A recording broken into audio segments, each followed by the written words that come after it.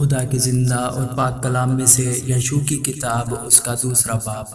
تب نون کے بیٹے یشوع نے شدیم سے 2 مردوں کو چپکے سے جاسوس کے طور پر بھیجا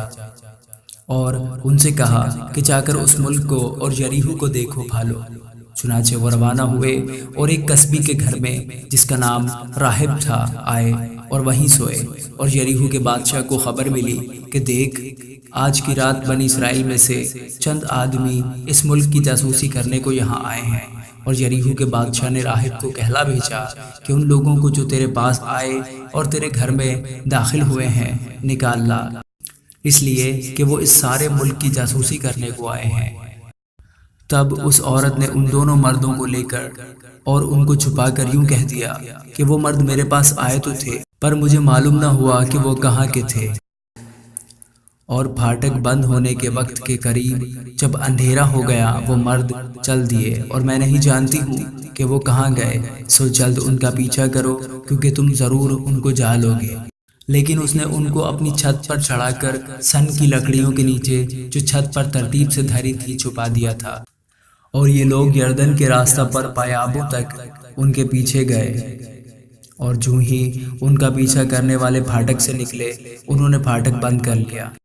تب راہب چھت پر ان مردوں کے لیٹ جانے سے پہلے ان کے پاس گئی اور ان سے یوں کہنے لگی کہ مجھے یقین ہے کہ خداوند نے یہ ملک تم کو دیا ہے، اور تمہارا روب ہم لوگوں پر چھا گیا ہے، اور اس ملک کے سب باشندے تمہارے آگے گھلے جا رہے ہیں، کیونکہ ہم نے سن لیا ہے کہ جب تم مصر سے نکلے تو خداوند نے تمہارے آگے بحر کلثم کے پانی کو سکھا دیا، اور تم نے اموریوں کے دونوں بادشاہوں سیہون اور اوج سے جو یردن کے اس پار تھے اور جن کو تم نے بالکل ہلاک کر ڈالا کیا کیا کیا۔ یہ سب کچھ سنتے ہی ہمارے دل پگھل گئے، اور تمہارے باعث پھر کسی شخص میں جان باقی نہ رہی، کیونکہ خداوند تمہارا خدا ہی اوپر آسمان کا اور نیچے زمین کا خدا ہے۔ سو اب میں تمہاری منت کرتی ہوں کہ مجھ سے خداوند کی قسم کھاؤ کہ چونکہ میں نے تم پر مہربانی کی ہے،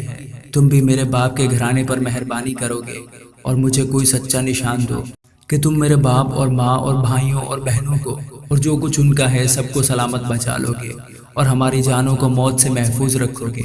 ان مردوں نے ان سے کہا کہ ہماری جان تمہاری جان کی کفیل ہوگی، بشرطے کہ تم ہمارے اس کام کا ذکر نہ کر دو، اور ایسا ہوگا کہ جب خداوند اس ملک کو ہمارے قبضہ میں کر دے گا تو ہم تیرے ساتھ مہربانی اور وفاداری سے پیش آئیں گے۔ تب اس عورت نے ان کو کھڑکی کے راستہ رسی سے نیچے اتار دیا، کیونکہ اس کا گھر شہر کی دیوار پر بنا تھا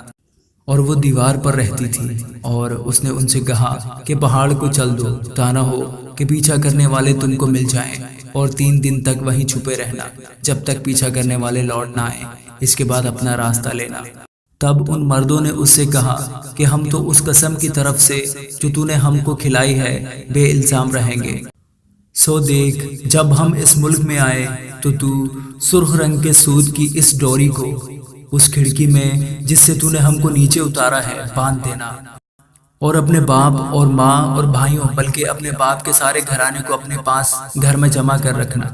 پھر جو کوئی تیرے گھر کے دروازوں سے نکل کر گلی میں جائے اس کا خون اسی کے سر پر ہوگا، اور ہم بے گناہ ٹھہریں گے۔ اور جو کوئی تیرے ساتھ گھر میں ہوگا اس پر اگر کسی کا ہاتھ چلے تو اس کا خون ہمارے سر پر ہوگا، اور اگر تو ہمارے اس کام کا ذکر کر دے تو ہم اس قسم کی طرف سے جو تو نے ہم کو کھلائی ہے بے الزام ہو جائیں گے۔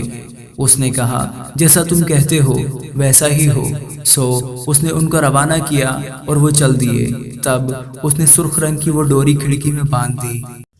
اور وہ جا کر پہاڑ پر پہنچے اور 3 دن تک وہیں ٹھہرے رہے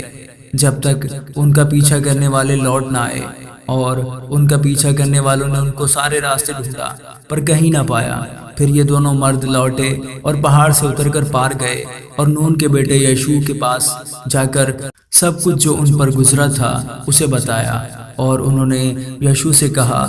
کہ یقیناً خداوند نے وہ سارا ملک ہمارے قبضے میں کر دیا ہے، کیونکہ اس ملک کے سب باشندے ہمارے آگے گھلے جا رہے ہیں۔ آمین۔